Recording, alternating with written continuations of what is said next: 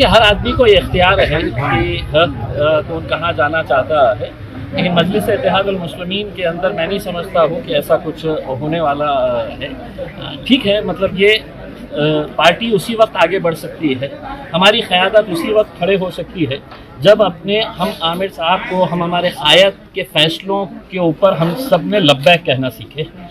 उनका जो भी फ़ैसला है, अगर हम अपने क़ायद को ही नहीं मानेंगे तो ये पार्टी कभी बढ़ नहीं सकती है, हमारी क़यादत कभी खड़े नहीं हो सकती है। इसमें साहब ने फ़ैसला किया है, अल्हम्दुलिल्लाह मुझे यकीन है कि पूरी आवाम इसके ऊपर लब्बैक कह के आगे काम करेगी। मुस्लिम मराठा का देखिए, सिर्फ मुस्लिम मराठा ही नहीं, और भी दूसरे जितने भी लोग हैं जिन्होंने मेरा काम देखा है विधानसभा के अंदर, जिन्होंने लोकसभा के अंदर मेरा काम देखा है, तो यकीनन वो लोग इस बात को सोचते हुए जो गलती लोकसभा के अंदर हुई थी उनसे, तो वो गलती नहीं दोहराएंगे और इस बार दोबारा मुझे विधानसभा के अंदर भेजेंगे। आवाम के लिए कुछ खास मैसेज देना चाहेंगे आप? देखिए, मैं आवाम को सिर्फ इतना कहना चाहूँगा कि हर आदमी को इख्तियार है कि वो अलग अलग पार्टी में रह सकता है। सियासत के अंदर ये ज़रूरी नहीं है कि हर कोई आपका चाहने वाला रहेगा, आपको मानने वाला रहेगा, आपको फॉलो करने वाला रहेगा। आपके मुखालिफिन भी रहेंगे, आपसे मुख्तलिफ राय रखने वाले भी रहेंगे, आपकी कोई अलग आइडियोलॉजी, आपकी अलग सोच के हिसाब से वो हमारी मुखालिफत भी कर सकते हैं, लेकिन इस स्तर के ऊपर मुखालिफत ना करें कि कल जब हमारा आंखों से आंखें मिलेगी, जब आमने सामने आएंगे तो शर्मिंदगी महसूस ना हो।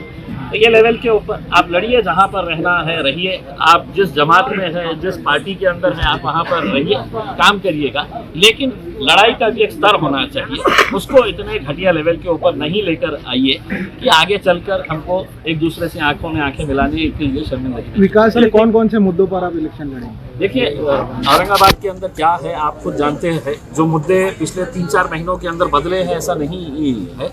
औरंगाबाद के अंदर क्या क्या करना है ये तमाम आवाम को हमने लोकसभा के इलेक्शन के दौरान हमने बताए थे।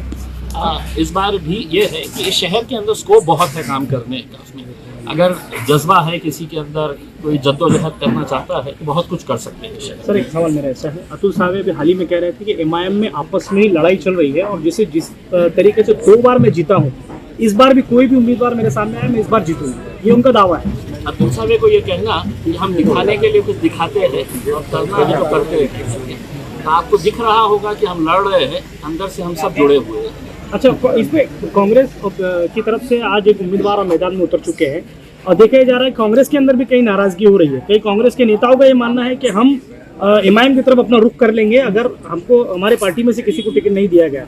ऐसे कुछ चेहरों के नाम आपके सामने आएंगे जो चेहरे हैं कि हम आपका सपोर्ट कर देंगे क्योंकि हमारे पार्टी में से किसी को टिकट नहीं मिला है, जो नए आए उनको टिकट दिया गया है। देखिए, ये उनकी पार्टी का इख्तियार है, दूसरी पार्टी किसको टिकट देती है मैं इसके अंदर बहुत ज़्यादा नहीं बोल सकता।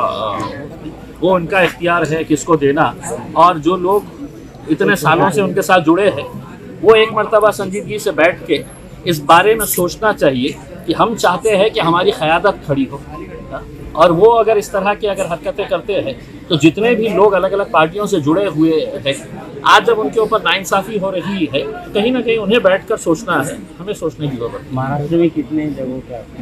देखिए साहब, अभी तक तो मेरे हिसाब से 6 सीट्स सिर्फ डिक्लेयर हुए हैं। पहले 5 जो डिक्लेयर हुए थे उसमें मेरा भी नाम था, और कल हमारे नासिर सिद्दीकी साहब का नाम डिक्लेयर हुआ है। अभी बाकी के जितने भी उम्मीदवार हैं हम समझते हैं कि 29 तारीख के दिन जो आखिरी दिन है उस दिन है तो असद साहब डिक्लेयर करेंगे। ठीक, थैंक यू। ओके, शुक्रिया।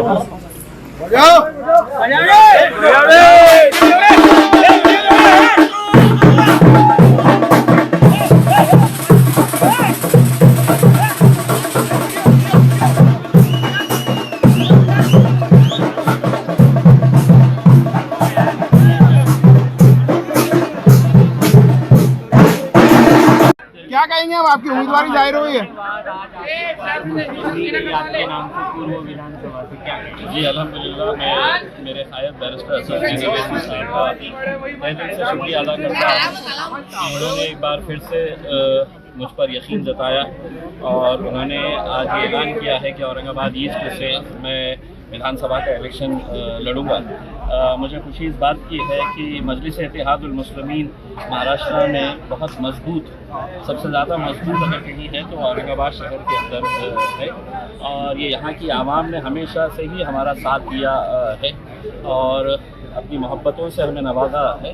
अब इस बार का इलेक्शन भी मुझे पूरा यकीन है कि हमारे जितने भी कैंडिडेट्स जो खड़े रहेंगे वो इंशाल्लाह ज़रूर कामयाब होंगे और लोग अपनी दुआओं से इम्तियाज भाई, बीजेपी से ओबीसी है, कांग्रेस से मराठा उम्मीदवार है, आप मुस्लिम समाज से हो, ये सारे समाज को जोड़ने का काम आप कैसे करेंगे? देखिए, मैं समझता हूँ कि औरंगाबाद के अंदर कम से कम हमारा जब इलेक्शन होता है तो लोग जाति और धर्म से ऊपर उठ के अच्छा कैंडिडेट कौन है, काम कौन करता है, उस हिसाब से फैसला करते हैं।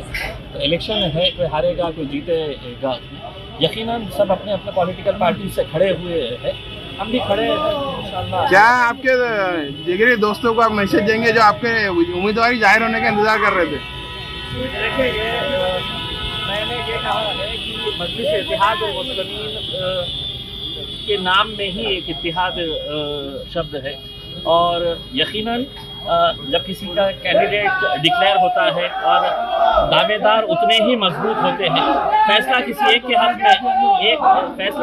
हक में होता है, लेकिन यकीनन जितने भी लोग हैं वो पूरे ताकत के साथ मजलिस के साथ रहेंगे, जुड़ेंगे और पूरी ताकत के साथ काम करेंगे।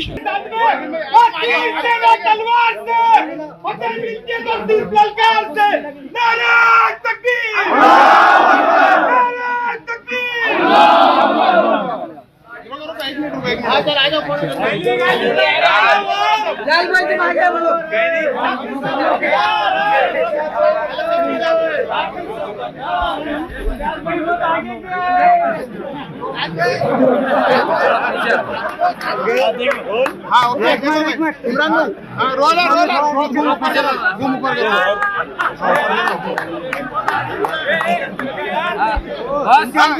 इम्तियाज भाई रोल है।